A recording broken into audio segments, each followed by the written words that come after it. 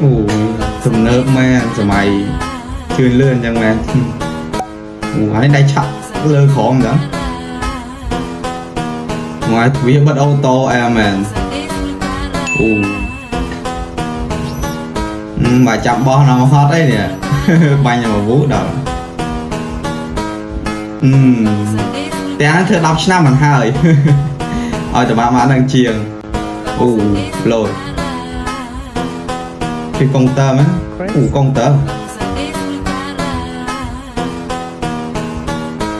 em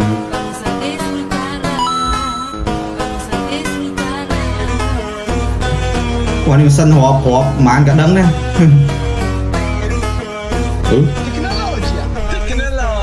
ê bro